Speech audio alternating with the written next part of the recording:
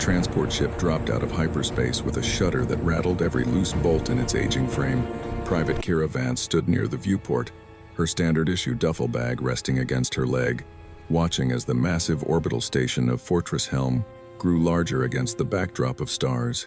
Around her, 47 other new recruits shuffled nervously, checking their uniforms, whispering to each other about what awaited them at the most remote military garrison in the Galactic Coalition.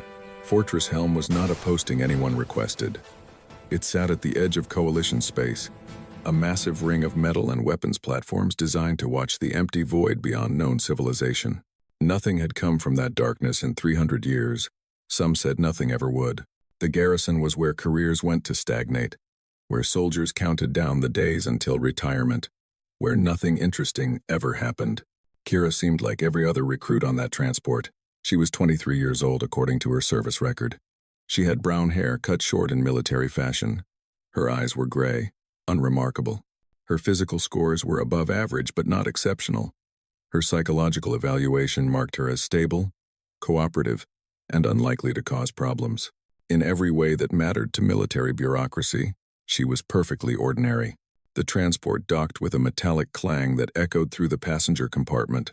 A sergeant with more gray in his hair than black stepped aboard, his expression that of a man who had given the same speech so many times he could do it while sleeping.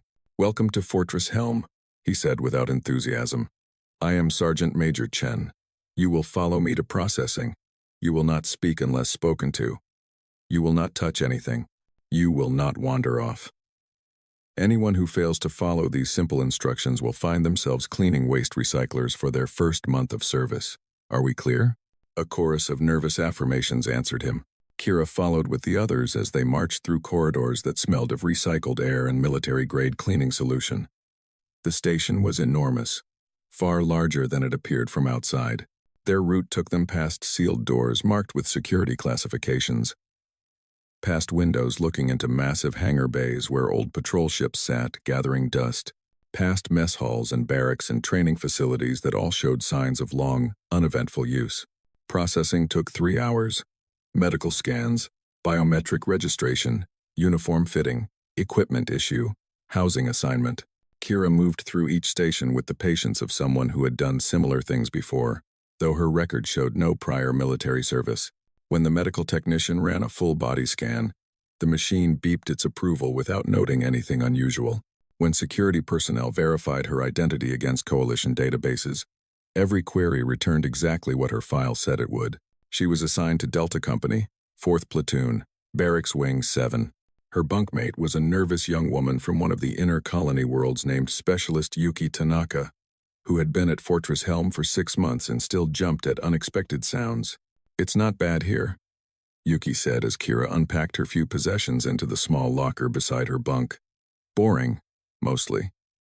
We do patrols, run drills, maintain equipment. Commander Reeves runs things pretty loose since nothing ever happens. The food is decent. The recreational facilities are actually good since there's nothing else to do. You picked a good time to arrive. We're getting a new shipment of entertainment media next week." Kira nodded politely and asked questions that a new recruit would ask. Where was the mess hall? What time did shift start?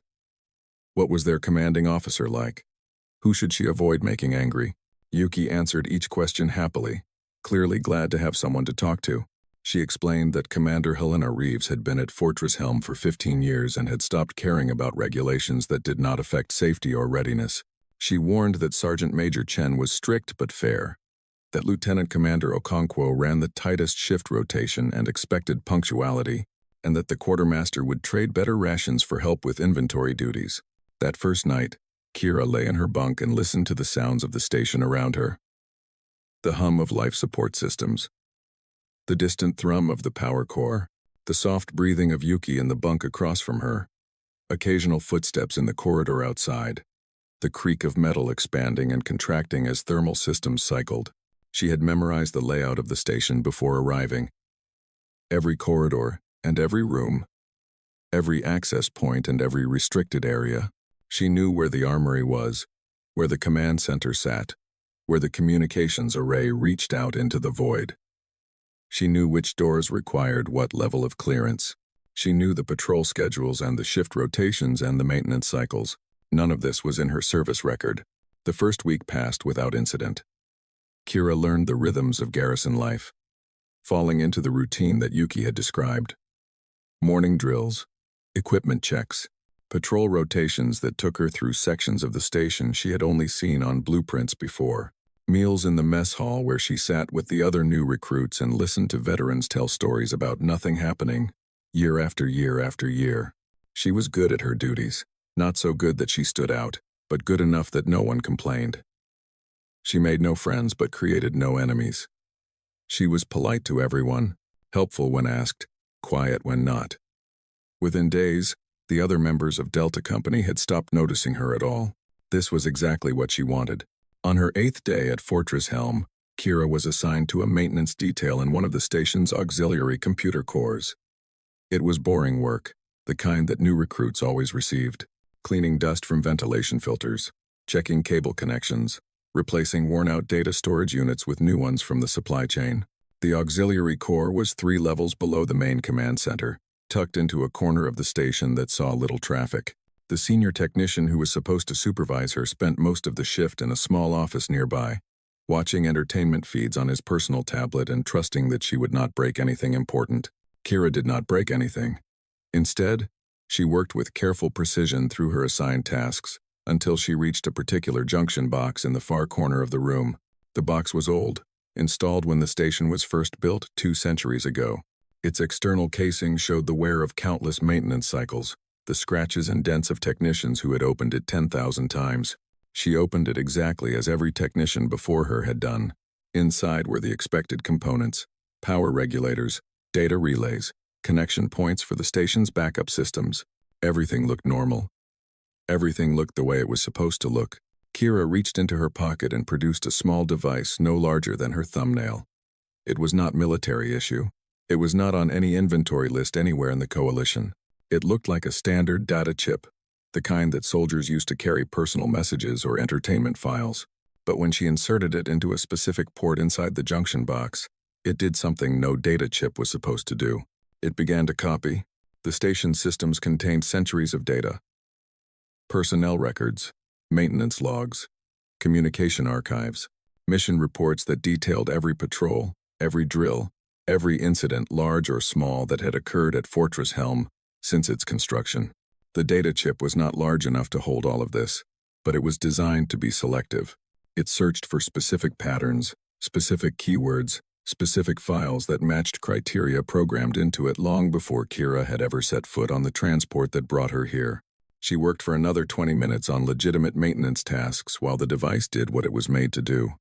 When it finished, she removed it and returned it to her pocket. She closed the junction box. She completed her remaining assignments and reported to the senior technician that everything was in order. He barely looked up from his tablet. "Good work, Private. Head to mess. You're off duty until 1800. Kira thanked him and left. That night, she reviewed what the device had collected.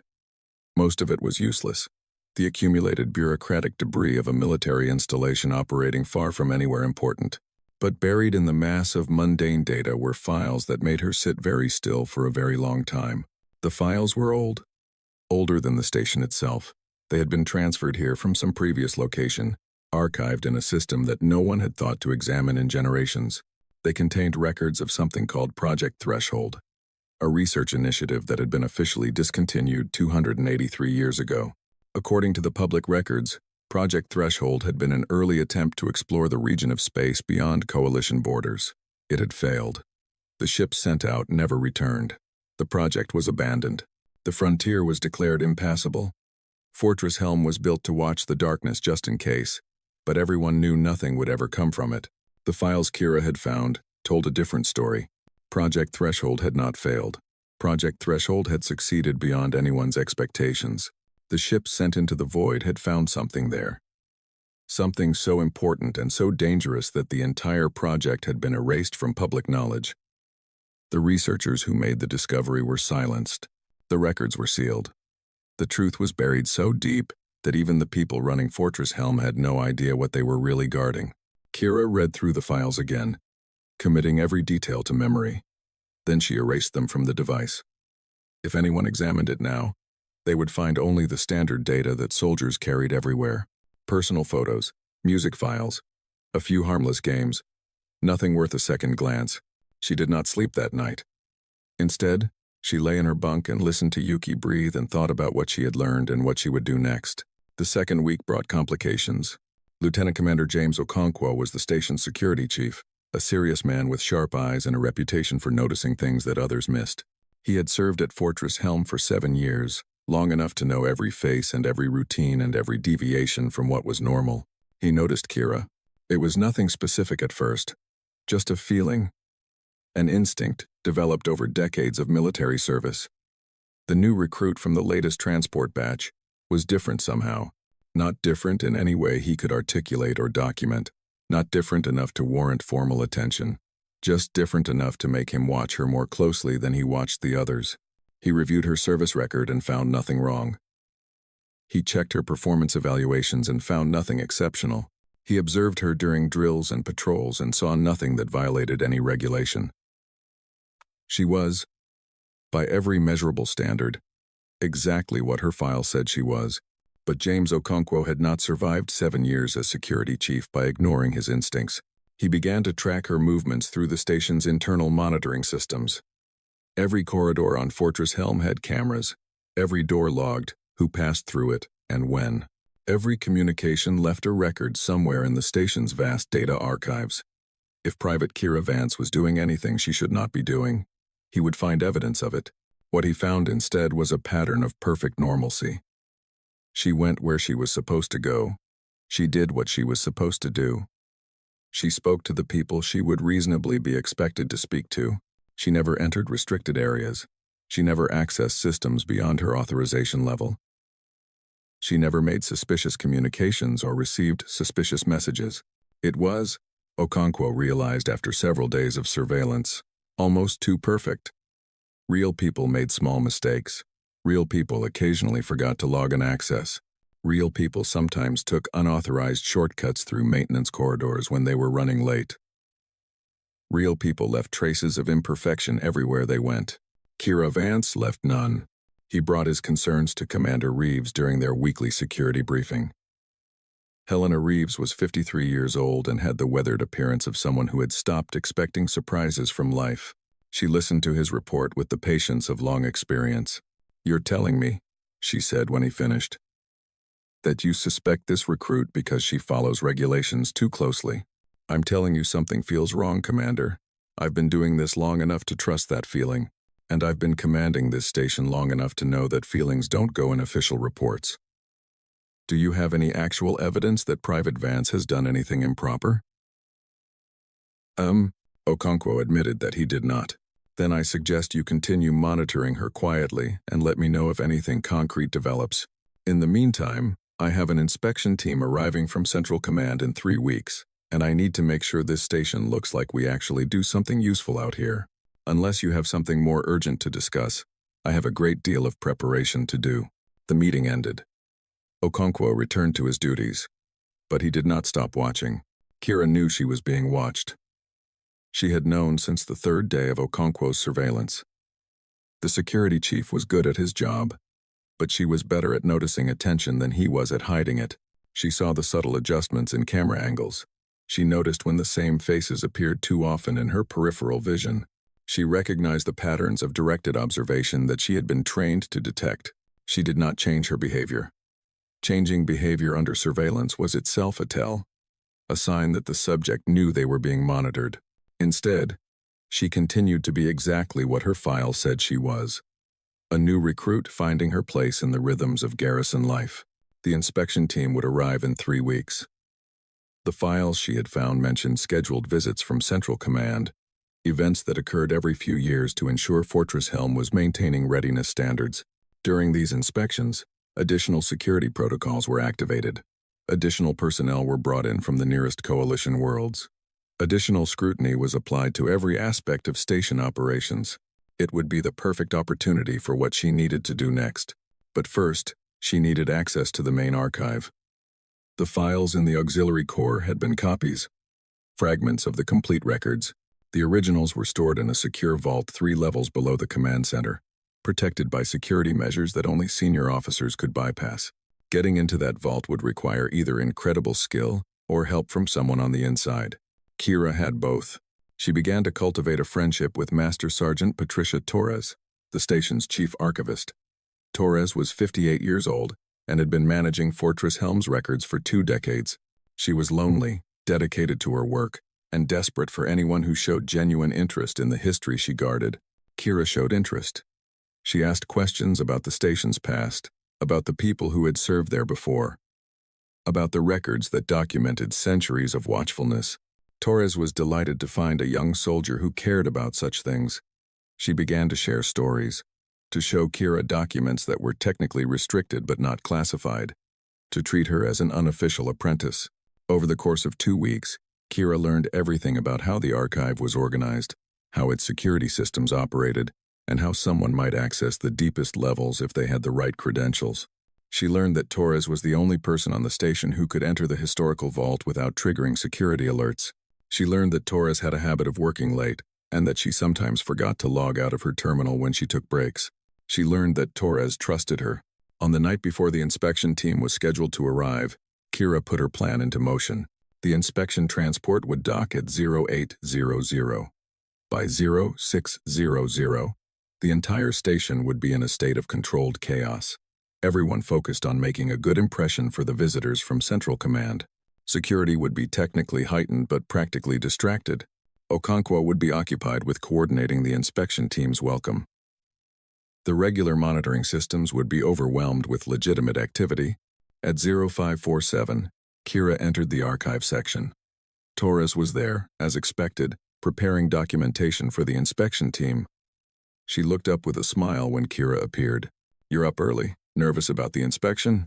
"A little," Kira admitted. "I was hoping I could help with something. Take my mind off it." Torres was touched by the offer. She put Kira to work organizing files while she focused on her own preparations. They worked in comfortable silence for 20 minutes until Torres remembered that she needed to retrieve something from her office. "I'll just be a moment," she said. "Keep organizing those personnel files. I'm almost done with the quarterly report." She left her terminal logged in. Her access credentials remained active. The security system showed no anomaly because authorized personnel were right there in the room. Kira moved to the terminal the moment Torres was out of sight. Her fingers danced across the interface with a speed and precision that would have shocked anyone who saw it. In 90 seconds, she accessed the Historical Vaults directory. In another 30, she found the complete Project Threshold files. In the final minute before Torres returned, she copied everything to another small device hidden in her uniform. When the Master Sergeant walked back into the room, Kira was exactly where she had been left, sorting personnel files with the careful diligence of someone trying to impress. "Find what you needed?" she asked. "Yes, thank you. I swear my memory gets worse every year. Did anything come up while I was gone?" "Nothing at all." Quiet morning. Torres nodded and returned to her work. Kira continued helping until 0730, when she excused herself to prepare for the inspection activities. Torres thanked her for the assistance and promised to buy her a drink at the recreation lounge when everything was over. Kira smiled and said she would like that. In her quarters, with Yuki already at the pre-inspection briefing, Kira reviewed what she had obtained. The complete Project Threshold files were far more extensive than the fragments she had found before. They contained mission reports, scientific analyses, personnel rosters, and a final document that had been sealed by the highest authority in the coalition government. The final document was a confession. 283 years ago, the explorers of Project Threshold had traveled beyond the known galaxy and found intelligent life. Not just intelligent life, but ancient intelligent life. A civilization so old that humanity's entire existence was barely a footnote in its history. These beings had watched the young species of the galaxy develop for millions of years. They had seen empires rise and fall. They had accumulated knowledge and technology that made humanity's greatest achievements look like a child's first drawings. And they had been waiting for humanity to find them. The beings offered an exchange. They would share their knowledge, their technology, their understanding of the universe. In return, they asked for only one thing. They wanted to understand humanity. They wanted to study the newest intelligent species to emerge into the cosmos. They wanted to send observers who would live among humans, watching, learning, recording everything about this curious young race. The coalition government had agreed. They had accepted the exchange. They had allowed the observers to come, and then they had buried all evidence of what they had done. The observers were everywhere. They looked human. They acted human. They had been designed to be indistinguishable from the species they studied. They lived entire lives among humanity, raising families, serving in militaries, working in governments, integrating so completely that no one suspected what they truly were. Kira Vance was not human. She had never been human. She was one of 37,000 observers scattered across coalition space. Watching, recording, sending information back to intelligences so vast that human minds could barely comprehend them. She had been activated for this mission 9 months ago, given a human identity, inserted into the coalition military's recruitment system. Her mission was to access the sealed records of Project Threshold and confirm what her creators had suspected for decades. The coalition was preparing to break the agreement. Somewhere in the upper levels of government, a faction had decided that the observers were a threat. They were planning to use technology reverse-engineered from the original exchange to detect and eliminate the alien presences living among humanity. They did not understand that this would be seen as an act of war. They did not comprehend what they would bring down upon their species. Kira needed to warn them. She needed to make contact with specific individuals who understood the truth, who could stop the faction before they made a mistake that would end humanity's existence. The inspection team arriving at 0800 included one such individual. She finished reviewing the files and prepared for what came next. Her mission was far from over. The most dangerous part was still ahead. At 0755, she joined the rest of Delta Company in the main hangar bay, standing at attention with hundreds of other soldiers as the inspection transport approached. The ship was sleek and official, bearing the markings of Central Command. It docked with mechanical precision and extended its boarding ramp. The inspection team emerged in orderly formation. Officers in dress uniforms, administrative specialists with data tablets, security personnel who scanned the assembled soldiers with professional suspicion, and at the front of the group, leading them all, was Admiral Chen Wei-Lin, the most senior military official to visit Fortress Helm in over a decade. Kira watched the Admiral with careful attention. The woman was 64 years old, decorated, respected, trusted by the highest levels of coalition government. She was also one of 7 people who knew the truth about Project Threshold. She was one of 3 who actively worked to preserve the agreement with the observers, and she was the only one who had any chance of preventing the coming catastrophe. Their eyes met across the hangar bay. For a fraction of a second, something passed between them. Recognition. Understanding.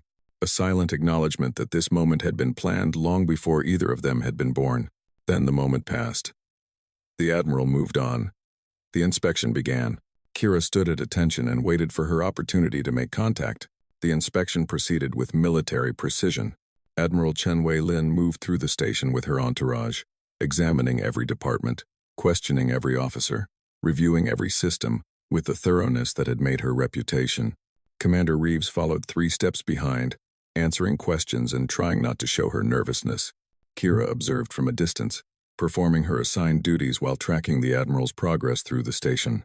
She needed a private meeting, a moment when they could speak without witnesses, but the Admiral was surrounded at all times by aides and security personnel. Every minute of her schedule was accounted for. Every interaction was documented. By the end of the first day, Kira had found no opportunity. The Admiral retired to VIP quarters on the command level, an area that enlisted personnel could not access without specific authorization. Security was tight. Okonkwo's people were everywhere, alert and watchful. That night, Kira lay in her bunk and calculated alternatives. Direct contact was impossible through normal channels. Electronic communication would be monitored and traced. Any unusual approach would trigger security responses that would compromise her mission entirely.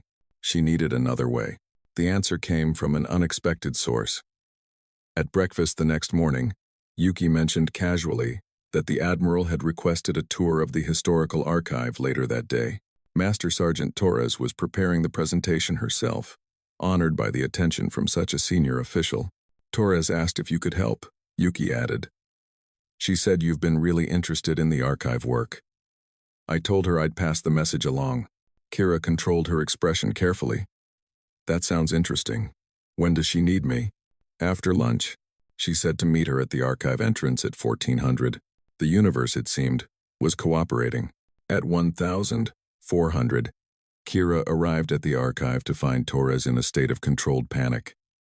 Documentation was scattered across every surface. Display screens showed historical images that refused to properly align.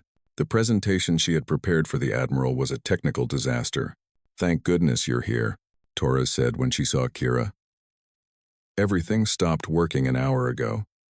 I think there's a problem with the display protocols. Can you take a look while I organize the physical documents?" Kira examined the system and found the problem quickly. A simple configuration error, the kind that happened when someone tried to load too many files at once.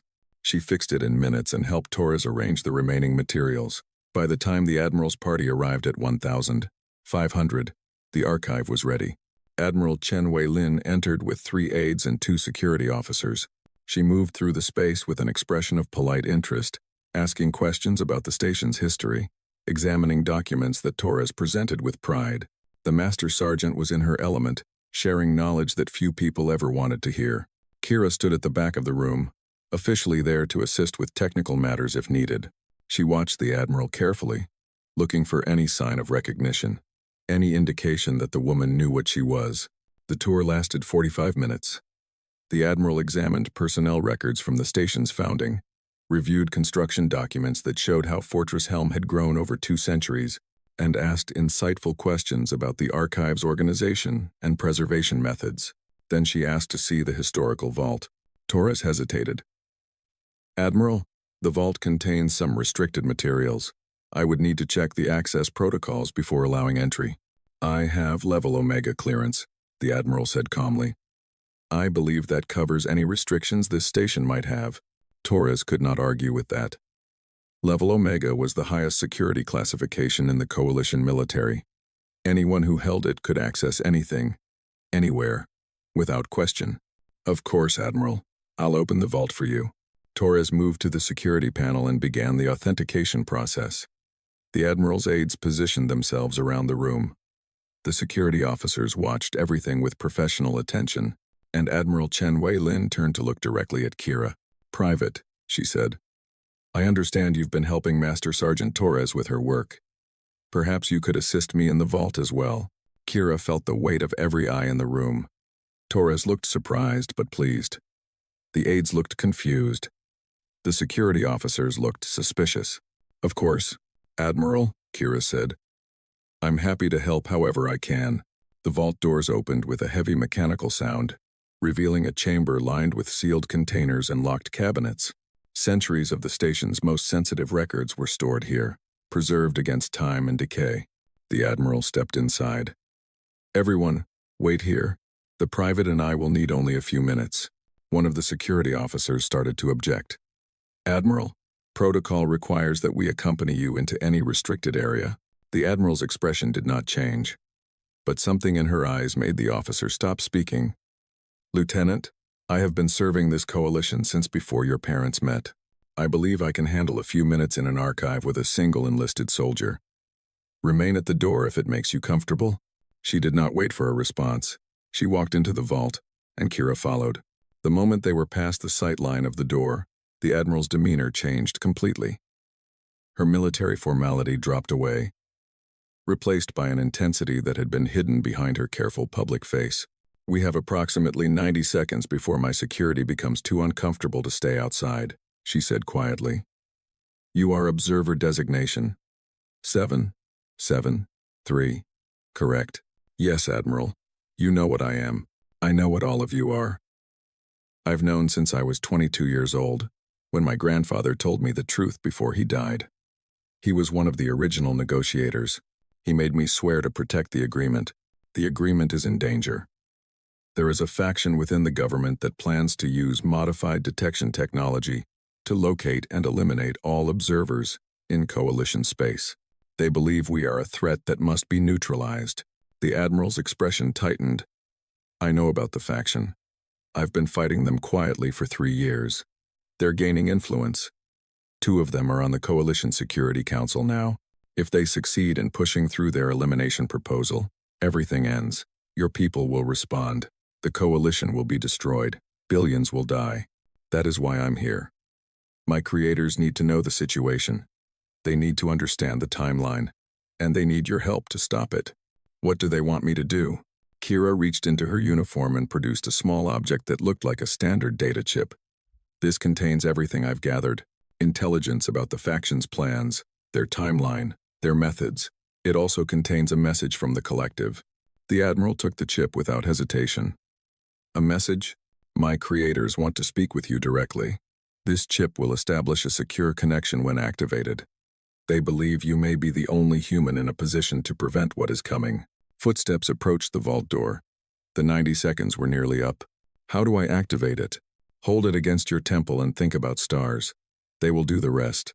The Admiral slipped the chip into her uniform pocket just as her security officer appeared at the door. Admiral, we should continue your tour. Commander Reeves is waiting to show you the defensive systems. Of course, Lieutenant. The Admiral's public demeanor returned as if a switch had been flipped. Thank you, Private. You've been very helpful. Kira saluted formally. It was my honor, Admiral. The inspection party departed. Torres emerged from behind a stack of containers where she had been organizing files, completely unaware that anything unusual had occurred. That went well, she said happily. The Admiral seemed impressed. Thank you again for all your help, Kira. I couldn't have done this without you. Kira smiled and said it was nothing. That night, in her VIP quarters, Admiral Chen Wei-Lin waited until her aides and security had retired to their own rooms. She locked her door, disabled the standard monitoring systems using codes that only someone of her rank possessed, and sat down on the edge of her bed. The chip was warm in her hand. Such a small thing to carry such enormous consequences. She raised it to her temple and thought about stars. The sensation was unlike anything she had experienced. Not pain, but pressure. Not sound, but vibration. Her vision blurred, then cleared, then showed her something that should have been impossible. She was standing in a vast space filled with light. The light was not empty but structured, forming patterns of impossible complexity that shifted and flowed around her. She understood somehow that this was not a physical location but a representation, a translation of something her human mind could not otherwise comprehend. A presence approached. It had no body, no face, no form that she could describe. But she felt it like she felt gravity, like she felt the weight of atmosphere, like she felt the heat of nearby stars. We appreciate your willingness to communicate, it said. The words were not spoken but understood, appearing in her mind as concepts rather than sounds. You're the ones who made the agreement, she said, surprised that she could speak normally in this strange space. 283 years ago, we are what remains of those who made the agreement. We are also what we have become since then. Time means different things to different forms of consciousness. Your observer told me there's a faction in my government that wants to destroy your people living among us. She said you would respond. She said it would mean war. That is one possible outcome. It is not the outcome we prefer. Then what do you want me to do? The presence seemed to consider. Around her, the patterns of light shifted and rearranged, as if the space itself was thinking, your species is young. In the time you have existed, we have watched 17 other species reach your level of development. 12 of them destroyed themselves before they could mature. 3 were destroyed by others. 1 chose to transcend physical existence entirely. 1 became something so different that we no longer recognize them as the species they once were. And humanity is unique. You are capable of destruction on a scale that most young species never achieve. You are also capable of creation on a scale that surprises us. You have built things that we did not expect. You have asked questions that we had forgotten. You have reminded us of what it means to be young and curious and afraid. The Admiral felt something she could not name. Pride, perhaps, or sorrow, or both. We do not want to destroy humanity. We have invested too much in watching you grow. But we also cannot allow the elimination of 37,000 of our observers. Each of them carries irreplaceable experiences. Each of them is a library of human life that we value more than you can understand.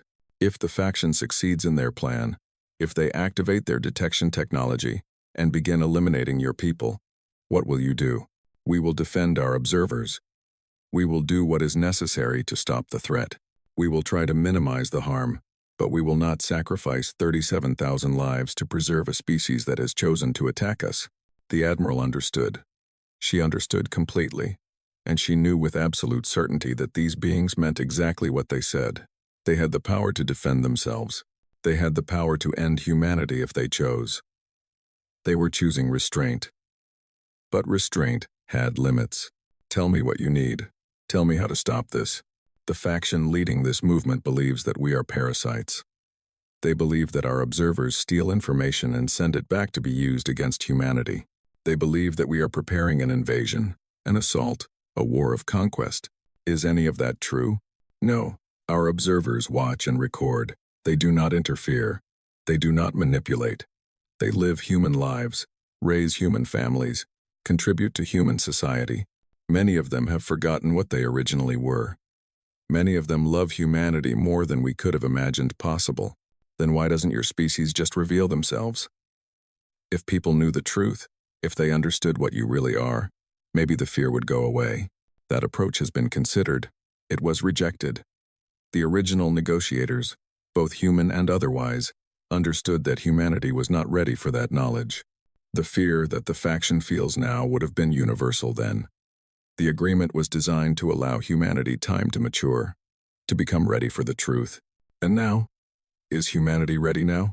We do not know. That is why we are speaking with you.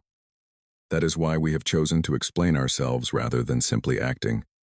We believe that some humans are ready. We believe that you may be one of them. We believe that together, your kind and ours can find a path that does not end in destruction. The Admiral thought about everything she had heard. She thought about the faction and their fear. She thought about the observers living lives among humanity, some of them forgetting what they were, some of them loving the species they studied. She thought about what it would mean if the truth came out, the panic and chaos and violence that would follow, and she thought about what it would mean if she did nothing. I need evidence, she said finally. The faction has convinced powerful people that you're a threat. I can't just tell them otherwise. I need proof that your intentions are peaceful. I need something that they can't dismiss or ignore. We can provide evidence. We can share records of everything our observers have experienced since the agreement was made. Every life they have lived, every family they have raised, every contribution they have made to human society. Scientists who have made discoveries, doctors who have saved lives, teachers who have shaped generations, soldiers who have died defending humanity. That would be a lot of information. It would be a library larger than anything humanity has ever created. It would take your species centuries to read it all. But we can provide summaries. We can provide specific examples. We can provide whatever you need to show your people that we are not their enemies. There's another problem. The faction doesn't just fear you. They want the technology you offered in the original exchange. They want to know how to detect your observers because they believe it can be weaponized, used to develop other capabilities that would give them power over their rivals. Even if I convince them you're not a threat, they'll still want what you have. We are aware of this. We have always been aware that some humans would want to exploit us rather than understand us. The original agreement included provisions for this. The technology we shared was limited. The knowledge we provided was incomplete. We gave humanity enough to begin developing on their own, but not enough to pose a threat to themselves or others. The faction believes they've reverse-engineered more than you intended. They believe they can detect your observers without your knowledge. They are wrong. We are aware of every attempt they have made. We have allowed them to believe they are succeeding because we hoped they would realize the futility of their approach. We have been patient, but patience has limits. The space around the Admiral shifted again. The patterns of light grew darker, more complex, more threatening. She felt the presence beside her grow heavier, denser, older. Admiral Chen Wei-Lin, you have 7 days. The faction plans to activate their detection system in 7 days. They have already identified 12 observers they believe they can capture and eliminate. If those 12 are harmed, we will respond. We will not wait for further provocations. We will act to protect all 37,000 of our people. 7 days isn't much time. It is all the time we can offer. We have been patient for 283 years. We have watched your species grow and struggle and learn. We have hoped that you would become what we saw in you from the beginning. But hope has limits too. The Admiral felt the pressure of the chip against her temple. She felt her consciousness beginning to pull back toward the physical world. But before she left, she had one more question. Why me? Of all the people in the coalition, why did your observer choose to contact me? Because your grandfather understood. Because you understood when he told you the truth. Because you have spent your entire career trying to protect an agreement that you have never been able to speak about openly. Because we have been watching you since you were born, and we believe that you are the best chance humanity has.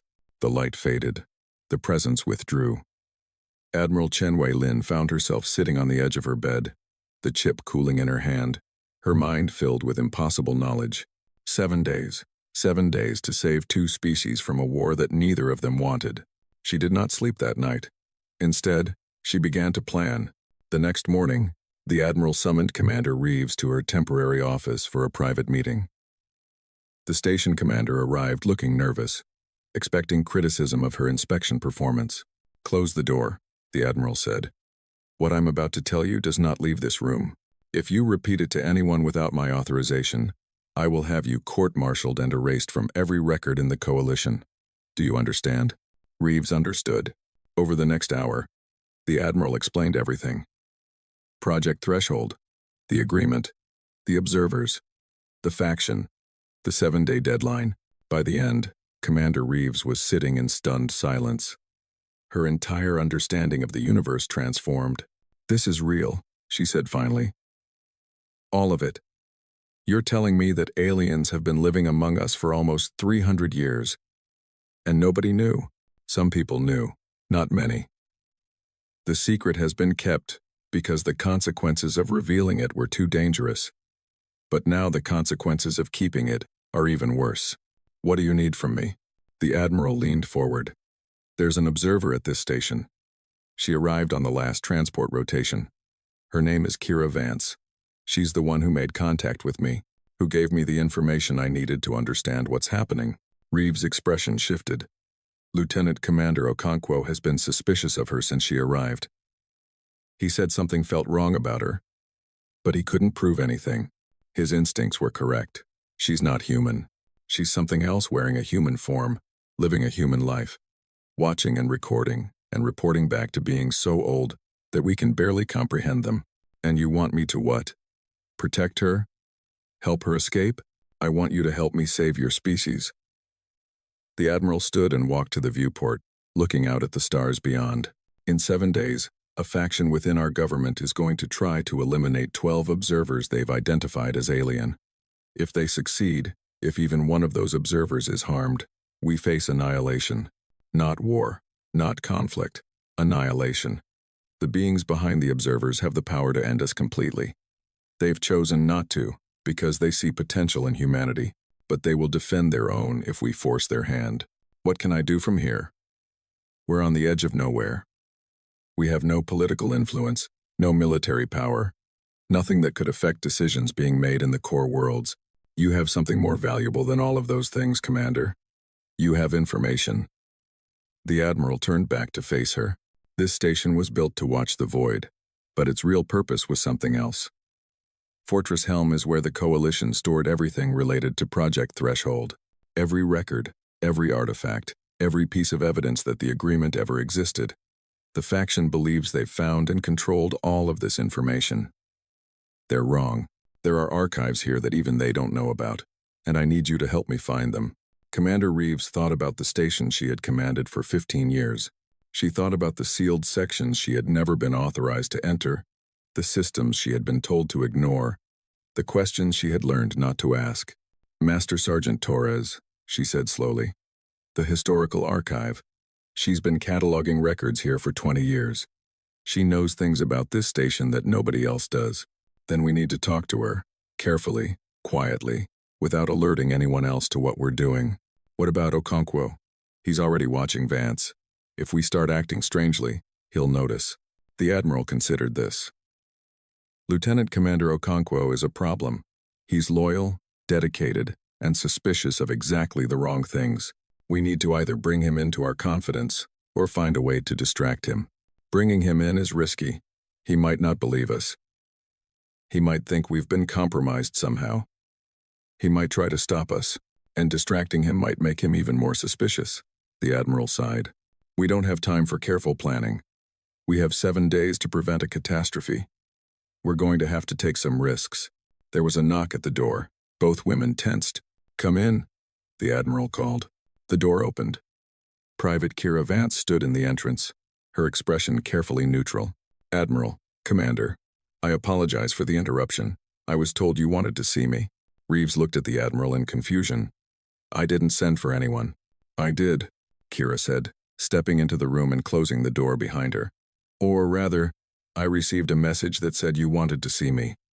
It seemed like the kind of message I should respond to quickly. The Admiral studied the being wearing a young soldier's face. You monitored our conversation. I monitored your conversation with my creators last night. Everything you've discussed today follows logically from that. I thought you might need assistance. Commander Reeves looked between them, still struggling to adjust to the situation. She's the observer? She's the alien? I'm many things, Kira said. I was created to watch and record. I was given a human form, and human memories, and human emotions. I have lived as Kira Vance for 9 months. In that time, I have come to care about this species more than my programming intended. I do not want to see humanity destroyed any more than you do. Then help us, the Admiral said. You know things we don't. You have capabilities we don't. If we're going to stop the faction in 7 days, we need everything you can offer. Kira was silent for a long moment. The human emotions she had been given were not entirely simulated. The conflict she felt was real. A tension between her original purpose and the connections she had formed during her time among humans. My creators instructed me to observe and report. They did not authorize me to interfere directly in human affairs. What you're asking me to do goes beyond my original mission parameters. Your original mission was to protect the agreement. The agreement is under threat. Protecting it might require more than observation. That logic is sound, but my creators may not see it the same way. The Admiral moved closer, looking directly into eyes that were not entirely human. Then contact them. Explain the situation. Ask for authorization to help. We have 7 days. We can't afford to waste any of them, Kira considered. Then she nodded slowly. I will ask. I cannot promise they will agree, but I will ask.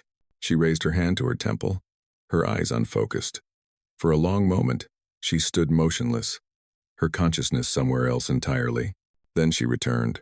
They have agreed, she said, her voice slightly different than before. They have authorized me to assist in whatever way is necessary. They have also provided additional information. The 12 observers targeted by the faction are known. Their locations, their identities, their current status. I can share this with you. Do it, the Admiral said. Kira's eyes glowed faintly as she transmitted information directly to a display screen on the wall. Names appeared. Images. Locations across Coalition space. The 12 observers the faction planned to eliminate. Some of these names, Reeves said slowly, scanning the list. I recognize some of these names. Captain Torres Martinez. She served here 5 years ago. She was one of the best officers I ever worked with. She was also one of us, Kira confirmed. She has been observing humanity for 63 years. She has raised 3 human children, all of whom believe she is their biological mother. She has saved over 200 lives during her military career. If the faction captures her, they will learn nothing.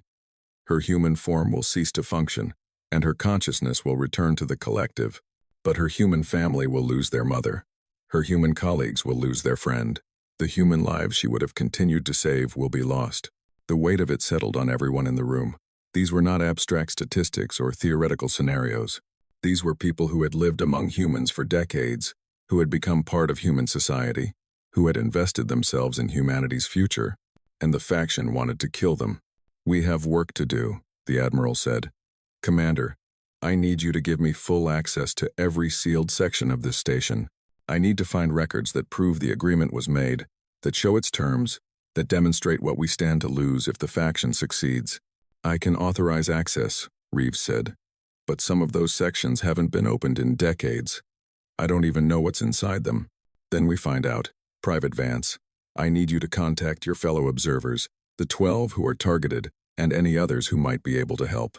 We need to coordinate a response that protects them without triggering the very confrontation we're trying to prevent. Kira nodded. I will reach out. But many of them have been living as humans for so long that they may not remember how to communicate with the collective directly. I may need to contact them through human channels, which is slower and more vulnerable to interception. Do what you have to do. We have 7 days. Use every minute of them. The three of them looked at each other. An admiral, a commander, and something that had never been human at all. They were an impossible alliance, formed from desperation and hope. They had almost no time and almost no resources, and they were facing enemies they could not openly oppose. But they had something the faction did not have. They had the truth. They had the records. And they had each other. It would have to be enough. The sealed sections of Fortress Helm revealed secrets that had been waiting for centuries. Commander Reeves used her authority to override locks that had not been touched since before she was born. Behind those doors, they found chambers filled with equipment from the original Project Threshold expedition. They found journals written by scientists who had made first contact with an ancient intelligence. They found recordings of conversations between human negotiators and beings who spoke in mathematics and light. And they found the original agreement itself. It was stored in a container designed to last for millennia, protected by technologies that humanity did not yet understand. When Admiral Chen opened it, she found a document written in 3 languages: human, the mathematical notation that the observers used, and something else that seemed to shift and change when she looked directly at it. This is it, she breathed, handling the artifact with careful reverence. The founding document, the proof that everything we've been told about that era was a lie. Kira examined the document with senses that extended beyond the human visible spectrum. It is authentic. I can confirm that my creators recognize this as the original agreement. They are willing to verify its provenance through any means your government requires. The faction will claim it's a forgery, Reeves said. They'll say we fabricated it to prevent their plan. Then we need more than just the document, the Admiral replied. We need witnesses who can testify to its authenticity. We need evidence so overwhelming that denial becomes impossible. Over the next 2 days, they worked without rest. Master Sergeant Torres was brought into the operation, her knowledge of the archive proving invaluable. She had suspected for years that there were secrets in the station's oldest records, things that didn't fit the official histories. Now she understood why. All those years, she said, shaking her head in wonder. All those years I spent cataloging files about nothing, and underneath it all was this, the most important discovery in human history, buried in a military database. Lieutenant Commander Okonkwo presented a different challenge. His suspicions about Kira had not faded, and he noticed the unusual activity surrounding the Admiral's inspection tour. On the 3rd day, he confronted Commander Reeves directly. Something is happening, he said. Something you're keeping from me. I've served this station for 7 years. I've been loyal. I've protected this facility and everyone on it. I deserve to know what's going on. Reeves looked at the security chief for a long moment. Then she made a decision. You're right, she said. You deserve to know. But what I'm about to tell you is going to challenge everything you believe about the universe. Are you prepared for that? Okonkwo's expression was steady. I'm prepared for the truth, whatever it is. She told him everything. When she finished, Okonkwo sat in silence for several minutes. His face showed the struggle of a man whose entire worldview had just been dismantled and rebuilt. Private Vance, he said finally. She's one of them. She's not human. She's something that was made to look and act human. She has human memories and human emotions. In many ways she is human. But yes, her origins are something else entirely. And there are 37,000 others like her. Living among us. Watching us. Reporting back to beings we can barely comprehend. That's correct. And a faction in our government wants to hunt them down and eliminate them. And if they succeed, those beings will destroy us. Also correct. Okonkwo was quiet again. Then he stood, his military bearing returning. What do you need from me? The operation expanded. With Okonkwo's help, they secured the evidence they had found and prepared to transport it to the coalition capital. The Admiral's inspection authority gave her the ability to commandeer a fast courier ship, one capable of reaching the core worlds before the faction's 7-day deadline expired. But there were complications. On the 4th day, Kira received a message from the collective. 3 of the 12 targeted observers had been identified by the faction's detection systems. They were being tracked. Capture teams were being assembled. The timeline was accelerating. "We need to warn them," Kira said. "We need to tell them to run. If they run, the faction will know that someone warned them. They'll increase security on the remaining 9. Our entire operation will be compromised." The Admiral's voice was strained with impossible choices. If they don't run, they'll be captured. They'll be killed. Their human families will lose them forever. "I know." The Admiral closed her eyes. "I know what this costs. But if we sacrifice the mission to save 3, we might lose the other 9 as well. We might lose all of humanity. We have to think strategically." Kira's expression was unreadable. "My creators anticipated this situation. They have authorized a different approach." "What approach?" "The 3 observers who have been identified will not run. They will allow themselves to be captured. But they will not remain silent. They will testify. They will explain what they are and why they are here. They will give the faction exactly what they wanted to find, an alien presence living among humans. And they will show the faction what that presence really means. That's suicide. The faction will kill them. No. The faction wants information. They want to understand how our technology works, how our observers are created, how they can be detected and destroyed. They will try to extract this information through interrogation. This will give us time. Time for what? Time for you to reach the capital with the evidence. Time for the truth to spread. Time for the people who don't want war to organize and respond. My creators are gambling that humanity's better nature will prevail when faced with the reality of what is at stake." The Admiral stared at the being who looked like a young soldier. "Your creators are willing to sacrifice 3 of their own to give us a chance. They are willing to trust that humanity deserves that chance. They have been watching your species for almost 300 years. They have seen your worst moments and your best. They believe, despite everything, that you are worth saving. And if they're wrong, if the faction kills those 3 observers and humanity doesn't respond the way you hope," Kira's eyes held something that might have been sorrow, "then my creators will know that they misjudged you, and they will act accordingly." The weight of it settled on everyone present. 3 beings were preparing to sacrifice themselves on the hope that humanity would prove worthy of the trust they had been given. If that hope was misplaced, the consequences would be absolute. "We leave tomorrow," the Admiral said. "We take everything we've found, and we make the fastest run to the capital that a courier ship can manage. Private Vance, you're coming with us. Your testimony will be crucial." "Understood, Admiral." Commander Reeves looked at the station she had commanded for 15 years. "What about Fortress Helm? What do we do here?" "You continue operations as normal. You say nothing about what's happened. If anyone asks about the Admiral's sudden departure, you tell them she received urgent orders from Central Command. The inspection report will be filed through normal channels. Everything looks routine until it doesn't. And if the faction has people watching this station, if they realize what we're doing, then you do what you've been trained to do, Commander. You protect your people and you hold your ground. We're fighting for more than one station now. We're fighting for the future of our species." Reeves nodded slowly. She understood the stakes. She understood the risks. And she understood that there was no other choice. "I'll hold the line," she said. "Whatever it takes." The courier ship launched at 0600 on the 5th day. Admiral Chen, Kira, and a small security detail that included Lieutenant Commander Okonkwo left Fortress Helm behind and jumped to hyperspace. The journey to the Coalition capital would take 18 hours at maximum speed. In those 18 hours, the 3 targeted observers allowed themselves to be captured. The faction's strike teams moved with military precision. Captain Torres Martinez was taken from her home on Meridian Station while her 3 children watched. Dr. Heinrich Voss was seized from his laboratory on Europa, surrounded by the medical research that had saved thousands of lives. Ambassador Yuki Kimura was arrested during a diplomatic function on New Tokyo, her credentials and reputation meaning nothing against the faction's security warrants. All 3 were transported to a secure facility on Luna, the Coalition's highest security detention center. All three were subjected to immediate interrogation by specialists trained to extract information from unwilling subjects. What the interrogators found was not what they expected. They're not resisting, the lead interrogator reported to his superiors. They're cooperating fully.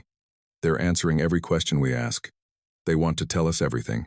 Then get the information. Get their technology, their methods, their weaknesses. That's the problem, sir. They're not giving us intelligence about their capabilities. They're giving us something else entirely. What? Stories, sir. They're telling us stories. About their lives, about their families, about the humans they've loved and lost and raised and mourned. Captain Torres Martinez spent 3 hours talking about her children, about teaching them to walk and read and ride bicycles. Dr. Voss described every patient he's ever treated, every life he's ever saved, every moment of genuine joy he's felt in his work. Ambassador Kimura is reciting poems that she wrote for her human husband, who died 10 years ago not knowing that his wife wasn't entirely human. The faction leaders listened to these reports with growing unease. They had expected monsters. They had expected cold alien intellects using human forms as disguises. They had expected threats and resistance and confirmation of their deepest fears. Instead, they found something far more disturbing. They found people. People who had lived human lives for decades. People who had contributed to human society in countless ways.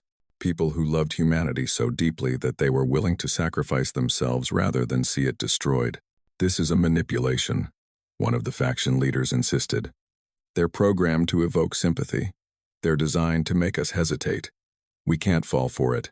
With respect, sir, the interrogator replied. I've been doing this work for 20 years. I know when subjects are trying to manipulate me. These three beings are telling the truth. They genuinely believe what they're saying.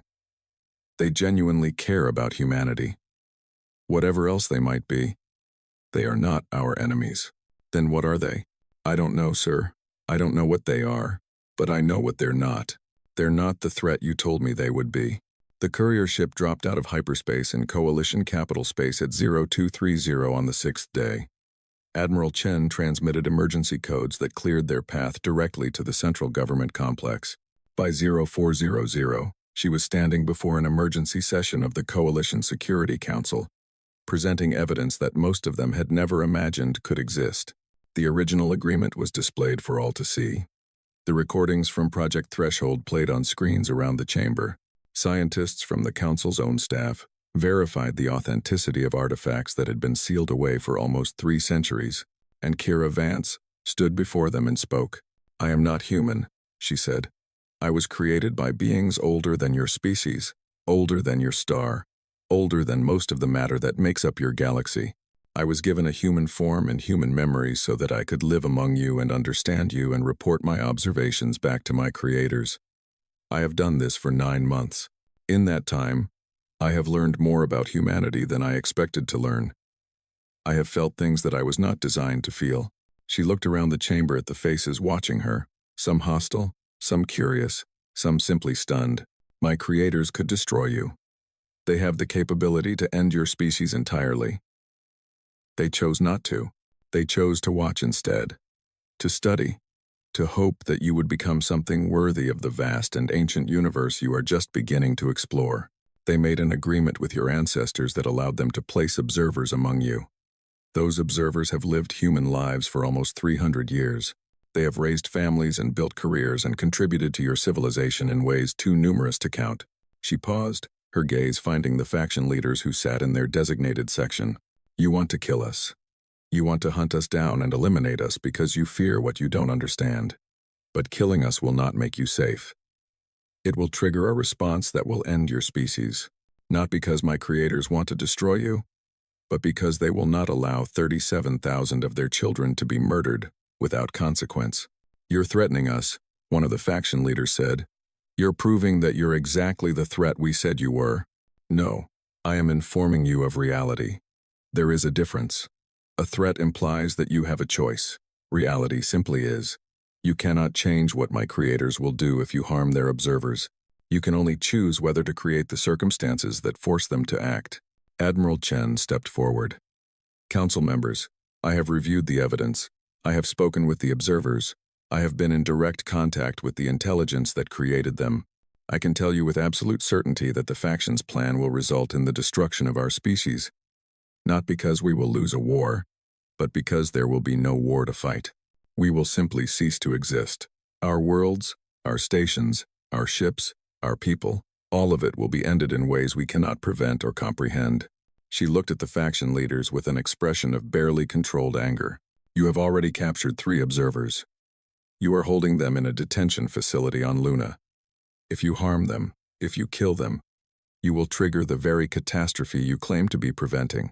You have hours to make a choice, not days, hours. The chamber erupted into chaos. Arguments broke out between faction supporters and their opponents. Security personnel moved to restore order. Somewhere in the confusion, emergency communications began to circulate, spreading the news of what was happening to allies and enemies alike.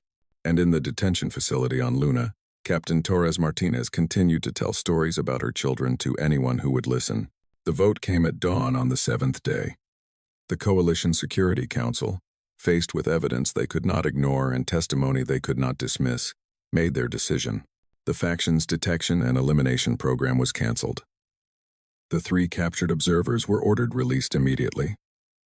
A formal acknowledgement of the original agreement was drafted for public announcement, and a new initiative was proposed, one that would begin the process of revealing the truth to humanity gradually and carefully, preparing the species for knowledge that had been hidden for too long. It was not a complete victory. The faction leaders were not arrested or punished. Many of them continued to believe that they had been right, that the observers were a threat that should have been eliminated. The tensions that had led to the crisis did not disappear overnight, but the immediate danger passed. When the 3 observers were released from the Luna facility, they returned to the lives they had been living. Captain Torres Martinez went home to her children, who had been told that their mother was detained for a security investigation that had been resolved. Dr. Voss resumed his research, continuing to work on treatments that would save countless human lives. Ambassador Kimura returned to her diplomatic duties, carrying poems written for a husband who would never hear them.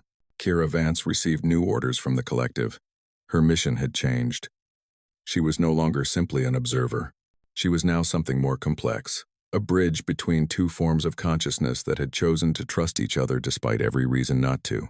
Admiral Chen returned to Fortress Helm to debrief Commander Reeves and collect the remaining evidence from the sealed archives. The 2 women stood together in the historical vault, surrounded by artifacts from an age of discovery that had been erased from memory. What happens now? Reeves asked. We begin the work of truth-telling. It will take years, maybe decades. We can't reveal everything at once. Humanity isn't ready for the full scope of what the universe contains, but we can start. We can prepare people for the knowledge that they're not alone, that they never have been, that the darkness between the stars is filled with minds more ancient than they can imagine. And the observers? What happens to them? They continue living. Some of them have been among us so long that they've forgotten what they originally were. They've become human in every way that matters. The collective won't force them to remember if they don't want to. That was part of the original agreement, too. The right of every observer to choose their own path. Reeves looked at a photograph from the vault, an image of the first human negotiators meeting with beings that appeared as shifting patterns of light.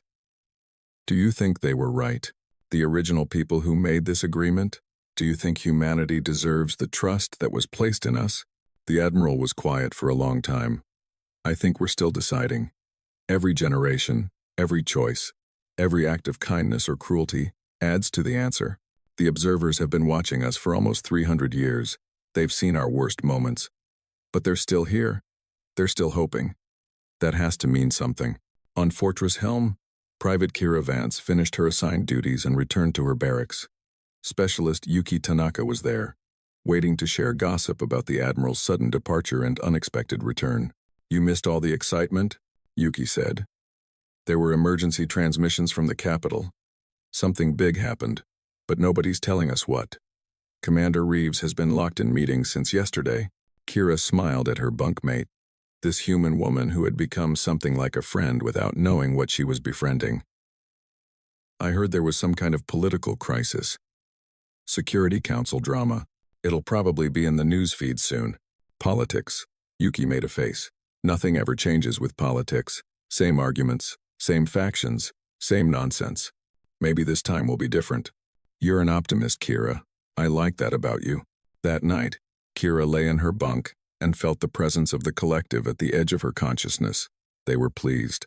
Not because the crisis had been resolved, but because their faith in humanity had been validated. The species they had watched for 3 centuries had proven, once again, that it was capable of choosing wisdom over fear. It was a small thing in the scope of a universe measured in billions of years. But it was enough. Far beyond the borders of coalition space, in the darkness that Fortress Helm was built to watch, ancient intelligences noted the outcome and adjusted their expectations. Humanity had passed another test. There would be more tests to come. There always were. But for now, the young species had earned a little more time to grow. The agreement would continue. The watching would continue.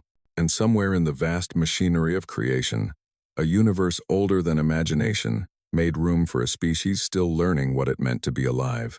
Kira closed her eyes and dreamed. She dreamed of stars and darkness and the sound of children laughing in the morning light. She dreamed of families she had never had and futures she would never see. She dreamed of humanity, this strange and beautiful and terrifying species that she had been sent to observe and had somehow come to love. When she woke, the universe was still there, waiting to see what would happen next. It always was.